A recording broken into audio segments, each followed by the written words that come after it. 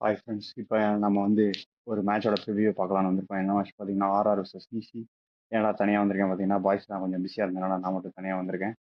So இப்போ வந்து நம்ம டீம் சேஞ்சஸ்லேருந்து போயிடலாம். டீம் சேஞ்சஸ் பார்த்தீங்கன்னா ஆர்ஆர் சைட்லேருந்து அவர் அந்த யஷ்ராஜ் புஞ்சாவை உட்கார வச்சுட்டு ரவி கிருஷ்ணா எடுத்துகிட்டு வந்தாங்க. அதே மாதிரி சுபம் துபே 11 ஆடிட்டாங்க. ப்ளஸ் வந்துட்டு சனக்கா வந்து இம்பாக்டில் மாற்றிட்டாங்க. ஸோ அவங்க 3 ஃபாரின் பிளேயரோட போனாங்க. அதுதான் அவங்களோட சேஞ்ச். அதே மாதிரி டெல்லியில் பார்த்தீங்கன்னா டெல்லியில் வந்து 3 சேஞ்ச். மிச்சல் ஸ்டார்க் வந்துட்டாரு. ஸோ மிச்சல் ஸ்டார்க் உள்ள வந்துட்டாரு. சமீரா வெளியே போயிட்டாரு. அதுக்கப்புறம் பார்த்துட்டிங்கன்னா சஹேல் அந்த சின்ன பையன் போன மேட்ச் புவனேஸ்வர் குமார் 2வது பால் அவுட் ஆன அந்த பையன் வந்து இன்ஜுரின்னு ஏதோ சொல்லி சேஞ்ச் பண்ணி மறுபடியும் நிசங்காவே வந்துட்டாரு. அதுக்கப்புறம் மூணாவது இன்னொரு சேஞ்ச் என்ன பண்ணியிருந்தாங்க, மில்லரை உட்கார வச்சுட்டு அசுதோஷ் 11ல ஆட்டாங்க. சமீர் ஹுசேன் 11லே ஆட்டாங்க. ஸோ அவங்களுக்கு வந்து அதெல்லாம் சேஞ்சு. டாஸ் ஜெயிச்சு பேட்டிங் எடுத்தார் ரியான் பராக். ஸோ அவங்க வந்து வழக்கம் போல் ஓப்பனர்ஸ் லாஸ் பண்ணாங்கன்னு பார்த்தா ஓப்பனர்ஸ் அவுட் ஆயிட்டாங்க. ஸோ நம்ம வந்து அவங்க ஓப்பனர் சீக்கிரம் அவுட் ஆனால் ராஜஸ்தான் பேட்டிங் எப்படி இருக்கும், அவங்க ஒரு டோட்டல் போஸ்ட் பண்ண முடியுமா அப்படின்றது வந்து நம்ம கொஸ்டின் இருந்தது நமக்கு. அது வந்து அவங்க கிளியர் பண்ணிட்டாங்க. அவங்க வந்து 220+ வந்து போஸ்ட் பண்ணிட்டாங்க. ஆக்சுவலாக அவர் ஜெய்ஸ்வால் வந்து மொதல் பால் 6, அதுக்கப்புறம் ஒரு பால் டாட்டு, அதுக்கப்புறம் ஒரு அவுட்டு. அதே மாதிரி சூரியவன்ஷி ஃபர்ஸ்ட் பால் 4, அடுத்த பால் அவுட்டு. அந்த மாதிரி 2 பேருமே 10 ரன் 2 விக்கெட் அந்த மாதிரி நிலைமையில அவுட் ஆனதுக்கு அப்புறமும் அவங்களோட கேப்டன் வந்து இன்னைக்கு கொஞ்சம் கேப்டன்ஸ் நாக் ஆடினாரு. ரெஸ்பான்சிபிலிட்டி எடுத்து அவர் வந்து 50 பால் 90 அந்த மாதிரி அடிச்சாரு. அவர் கூட வந்து துருவ் ஜுரால் கொஞ்சம் கம்பெனி கொடுத்து ஆடினாரு. அவர் கொஞ்சம் ஸ்லோ இன்னிங்ஸ்னு சொல்லலாம் நம்ம. ஆனால் அந்த இடத்துல உங்களுக்கு பவர் பிளேல 2 விக்கெட் போனதுக்கப்புறம் வந்துட்டு அப்படி ஒரு இன்னிங்ஸ் கன்ஃபார்ம் தேவை தான். அது ஒரு முக்கியமான இன்னிங்ஸ் தான். நம்ம துருவ் ஜுரால் வந்துட்டு ஃபார்ம்ல இல்லை, கடைசி 2 3 மேட்ச் அடிக்கலன்ற மாதிரி பேசிட்டு இருந்தோம். அவர் வந்து நடுவில் ஒரு 50 போட்டார். அது கொஞ்சம் அதுவுமே கொஞ்சம் ஸ்லோ 35 பால் 50 அந்த மாதிரி தான். அது ஏன் மறைஞ்சு போச்சுன்னா சூரியவன்ஷியோட இன்னிங்ஸில் வந்து அது ஸ்ட்ரைக் ரேட் பேச்சு வராத அளவுக்கு டோட்டல் வந்ததுனால அது அப்படியே இதாயிடுச்சு.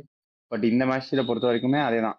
உங்களுக்கு 2 பேர் அவுட் ஆயிட்டாங்க, முக்கியமான பேட்ஸ்மேன் அவுட் ஆயிட்டாங்கன்றப்போ அவர் அப்படியே கேமை ரியான் பராகோட சேர்ந்து எடுத்துகிட்டு போகும்போது அது ஒரு குரூஷியலான இன்னிங்ஸ் தான். நான் வந்து ஸ்ட்ரைக் ரேட் கம்ப்ளைண்ட்லாம் பண்ண மாட்டேன். பட் ஆனால் பொதுவாக வந்து அந்த ஸ்ட்ரைக் ரேட் ஸ்லோவாக ஆனான்ற கருத்து வந்து கன்ஃபார்மாக இருக்கும் இந்த இன்னிங்ஸ் மேலேயுமே. ஸோ அது வந்து அவர் இன்னும் கொஞ்சம் அந்த இதை மட்டும் அவர் இன்னும் கொஞ்சம் இம்ப்ரூவ் பண்ணாருன்னா ராஜஸ்தானுக்கு நல்லது. பட் ரியான் பராக் வந்து ஃபார்முக்கு வந்தது வந்துட்டு ராஜஸ்தானுக்கு வந்து பிக் பூஸ்ட். ஏன்னா அவங்களோட டாப் ஆர்டர் கிளிக் ஆகிட்டு இருந்துச்சு. இந்த மேட்ச் ஃபெயிலியர், ரேர் ஃபெயிலியர் தான் அவங்களுக்கு. ப்ளஸ் வந்துட்டு அவங்களோட லோவர் மிடில் ஆடுற டோனான் ஃபெரர் ஆகட்டும், ஜடேஜா ஆகட்டும், அவங்க சுபம் துபே போன மேட்ச் விளாண்டதாகட்டும், அவங்க வந்து கொஞ்சம் நல்லாவே பண்ணிட்டு இருந்தாங்க.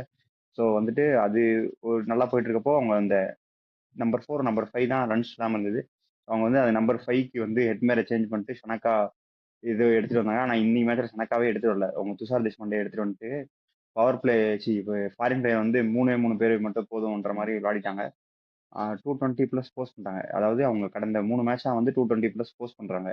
அது அவங்களோட பாசிட்டிவாக இருந்தாலும் அவங்க பவுலர்ஸ் வந்து கடந்த 3 மேட்சாக 220+ கொடுக்குறாங்க திரும்ப. ஸோ அது அவங்களோட நெகட்டிவாக இருக்கு. அவங்க வந்து அதை நம்ம அடுத்து டெல்லியோட பேட்டிங் அந்த பவுலிங் அப்போ அப்போ பேசுவோம். ஸோ இப்போ வந்து பவுலிங்கில் டெல்லியோட பவுலிங் பார்த்தோன்னா ஸ்டார்க் வந்தது பெரிய அடிஷன் தான் அவங்களுக்கு. ஆனால் எல்லாருமே அவங்க வந்து 10 ரன்ஸ் per ஓவர் அந்த மாதிரி அடிச்சிட்டாங்க.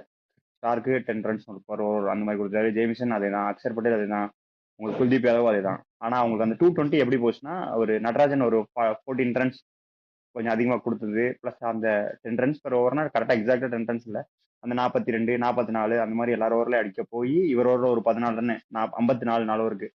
ஸோ அப்படின்றப்போ வந்து 220+ வந்துருச்சு.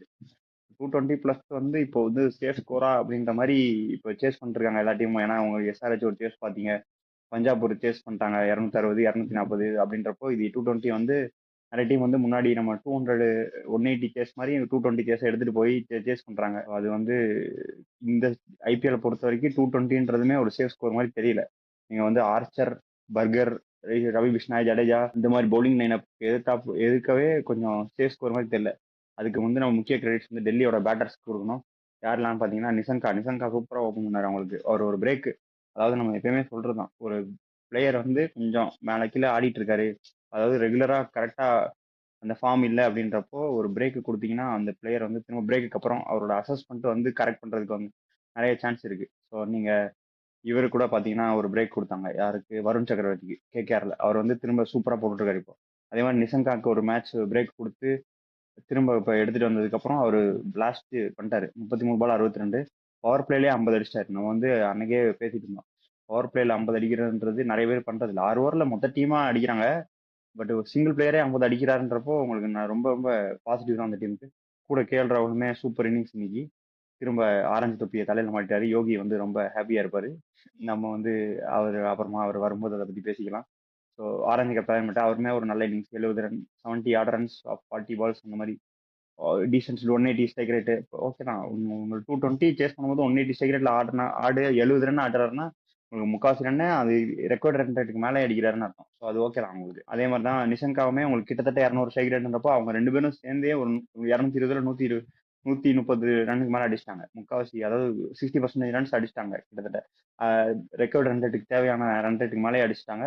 அதனால கீழே வந்த பேட்ஸ்மேனுக்கு நிதிஷ் ராணாவா இருக்கட்டும், அதுக்கப்புறம் கிருஷ்ணன் ஸ்டப்ஸா இருக்கட்டும், அப்புறம் அசுதோஷ் சர்மாவா இருக்கட்டும், அவங்க நீட்டா அப்படியே கேரி பண்ணி எடுத்துட்டு போறதுக்கு வந்து சூப்பரா இருந்தது. அவங்க அப்படியே இதே மாதிரி கேரி பண்ணி எடுத்துட்டு போய் இன்னைக்கு நேற்று பண்ண சேஸ் தான் டெல்லியோட ஹையஸ்ட் சேஸ். இப்போ இந்த இந்த டெல்லி வின்னுன்றது வந்துட்டு அவங்களுக்கு வந்து 3 லாஸ்க்கு அப்புறம் வந்திருக்கு. என்ன லாஸ்ன்னு பார்த்தீங்கன்னா எஸ்ஆர்எஸோட 240+ ரன்ஸ் கொடுத்து திரும்ப சேஸ் பண்ண முடியாம ஒரு கேம் இது பண்ணாங்க. அதுக்கப்புறம் வந்து 260 ரன்ஸ் அடிச்சும் அதை டிஃபெண்ட் பண்ண முடியாம ஒரு மேட்ச் தோத்தாங்க. அடுத்து ஆர்சிபி மேட்ச்ல வந்து 75 கால் அவுட் ஆகி அவங்க அதை சீக்கிரம் சேஸ் பண்ணி அந்த மாதிரி 3 மேட்ச் தோத்துட்டு ஒரு லோ ஆன் கான்ஃபிடன்ஸ்ல வந்த அந்த டீமுக்கு வந்து இது வந்து பெரிய பெரிய பூஸ்ட்.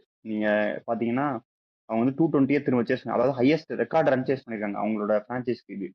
ஸோ அப்படின்றப்போ உங்களுக்கு வந்து ஒரு இது லோ ஆன் கான்ஃபிடன்ஸ் வந்து இப்போ ஹை ஆன் கான்ஃபிடன்ஸுக்கு மாறினதுக்கான இது. அதுவும் ப்ளஸ் வந்து அவங்க மிச்சல் ஸ்டார்க் வந்திருக்காருன்ற அந்த கான்ஃபிடன்ஸ் வர இன்னும் ஒரு 1 வீக்குள்ள எப்படியும் இங்கிடியும் வந்துடுவாரு. ஸோ அவங்களுக்கு பவுலிங்குமே Mitchell Starc, Ngidi, Natarajan, Axar Patel, Kuldeep Yadav கொஞ்சம் இன்னும் ஸ்ட்ராங் ஆகிடும். ஸோ அவங்களுக்கு வந்து இன்னுமே டோர்னமெண்ட்ல அலைவா வேற இருக்காங்க.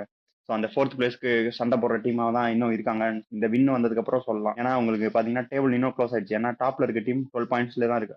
13 ஃபர்ஸ்ட் பாயிண்ட் ஃபர்ஸ்ட் பிளேஸ். அதுக்கப்புறம் 3 டீம் 12 பாயிண்ட்ஸ், அதுக்கப்புறம் 10, 8, 6 அந்த மாதிரி போயிட்டு இருக்கு. ஸோ உங்களுக்கு வந்து 9க்கு 4 ஜெயிச்சிருக்காங்க, 9க்கு 5 ஜெயிச்சிருக்காங்க, 9க்கு 6 ஜெயிச்சிருக்காங்கன்றப்போ இன்னும் ஒரு 5 மேட்ச் அது எப்படி போகுதோ அதை பொறுத்து தான் டோர்னமெண்ட் இன்னும் டைட் ஆகிட்டே போகுது. ஸோ அது பார்க்கணும். அது ப்ளஸ் வந்துட்டு நம்ம ராஜஸ்தானோட பவுலிங் சொல்லி அவங்க வந்து கடந்த 3 மேட்சா 220 கன்சீட் பண்ணிட்டே இருக்காங்க. ஜோஃப்ரா ஆர்ச்சர் என்னதான் நல்லா போட்டாலும் அவரோட அந்த ஸ்பீடுக்கு எட்ஜில் பட்டு போதோ எப்படியோ அன்னைக்கியா ரன்ஸ் போயிட்டே இருக்கு அவருக்கு அவர் சைட்ல இருந்து.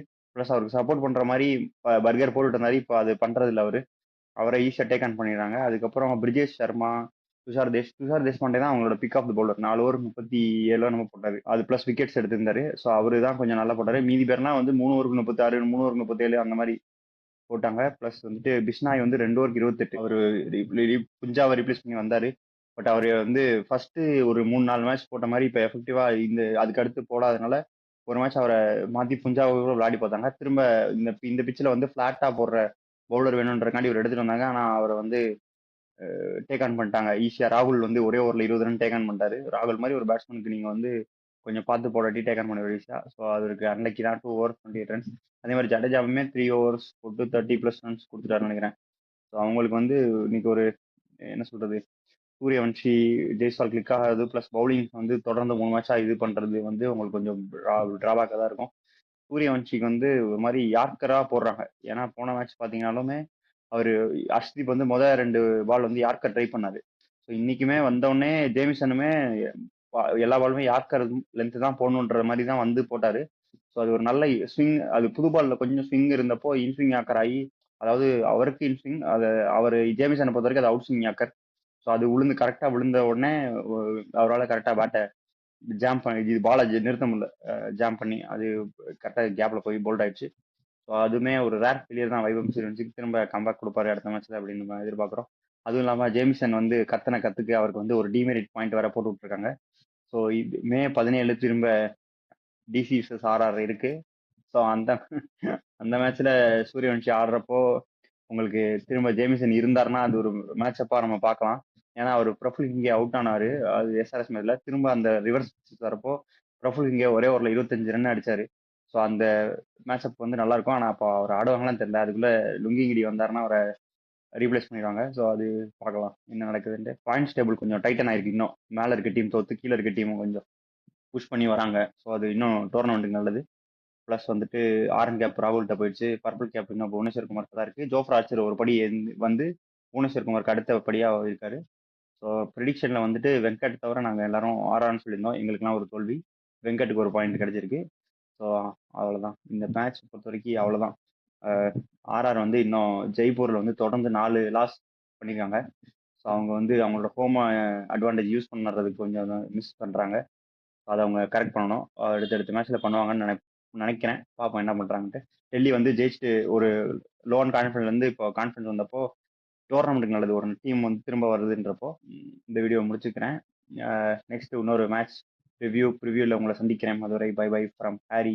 ஊர் சுத்தி பயவுல நினைச்சியா? நாங்கெல்லாம் வயிறு நிறைய சாப்பிடணும், வஞ்சனம் இல்லாம உழைக்கணும். ஆஹா, அருமையான பாலிசி. Keep it